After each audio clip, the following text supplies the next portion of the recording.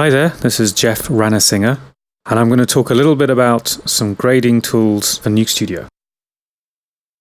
I wanted to be able to do localized color tweaks and also additive effects like adding lens flares and glitches. And rather than doing it all in the comp, it's kind of nice to do it in a timeline. So here is a method for doing that. So I have a work in progress blink script, and it has some functionality here. For example, it allows you to fade on a gradient. And so, there's a little handle and you can move it around and scale it up. And you can gamma it to effectively change the shaping and fall off. But in this case, I want it inverted, as I would like to grad off towards the bottom of the frame. Use a bit of gamma to change the shaping. A little bit of scaling to start to get it to fit the form that I want. And I'm also going to kind of track a point just manually and very crudely, just so that the gradient moves with the shot and doesn't feel like a fake vignette that's plastered over the top. Set a keyframe, and move it around to keep it on that little feature in the sand dune.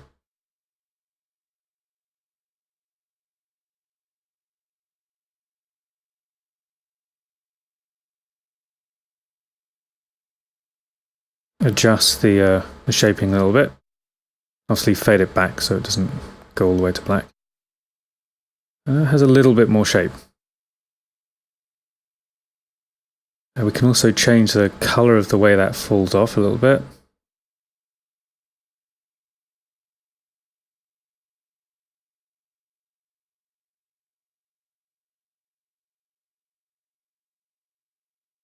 This is on off. As you can see, it was a lot brighter before, so I'm going to compensate here by boosting the gain.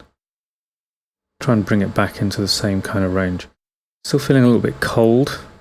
No, I kind of like the tones it's going through. It is a bit too cold, so I'll apply an overall mult. Now we're a little bit closer to the original intent, but now just with an extra grad to give it a bit more shape. Obviously not as powerful or flexible as turning it into a bespoke comp, but potentially a lot quicker and good enough for what you need to do. So now I've got a lens flare clip on the track above. Just slide it around into place. And I kind of like the effect that it gives, and I want to add it to the track below. So I'm going to enable track blend. And then I'm going to add the same blink script that I was working on. And this is actually the reason I even did this in the first place, was to give me this function. Ta-da! Look, it's adding! Whee! Yeah, and it's also the wrong color. So you can grade this, but there's not much. I want it red, and there's not much in the red channel. So this thing up here is basically my attempt at a shuffle. So that corresponds to RGB alpha, and 0, 1, 2, 3 correspond to the source. So now if I shuffle them around, like if I make them all blue, then I have white.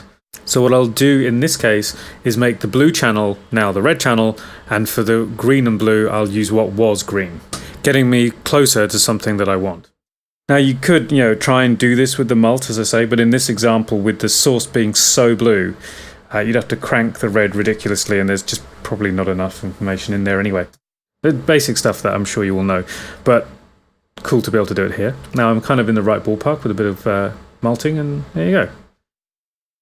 In this example, again, I'm going to do another lens flare over the top. I'm going to reverse this clip actually, because it kind of looks better playing backwards. And one note is that if you do reverse a clip, it doesn't seem to affect keyframes that you set on soft effects, so that's pretty handy. Add the grade script and load it, and make it additive. Whee, there we go. Alright, so it's kind of all in the edge, in the corner, which is kind of cool, but it's not enough. So I'm going to actually use gamma to fill up, make it a bit less contrasty.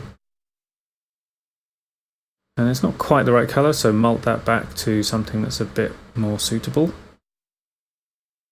And so this is the point that I wanted to make, which was now we're losing the character in the haze. I mean, the haze is fine, but we don't really read the character anymore. So I'm going to fade up the gradient. And there's one weird thing. There's the handle sometimes doesn't correspond exactly. It seems to be an issue with Blink script and the dimensions of the interface not really talking to each other. But whatever, hopefully they'll get fixed in future. And so, yeah, there you go. You're able to combine clips now and fade sections out in a little bit of a crude way, but it helps you get started.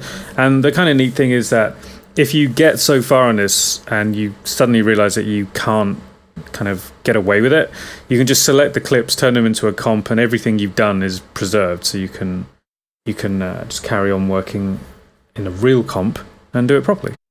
So that's it. Hopefully that was useful, interesting. You laughed, you cried, it changed your life. Any of these things, let me know. I'm curious to see what people think. And at some point soon, if people want it, I can get this Blink script finalized and out there in the real world. Okay then, thank you very much for watching. Information and links and all that stuff will be in the descriptions below.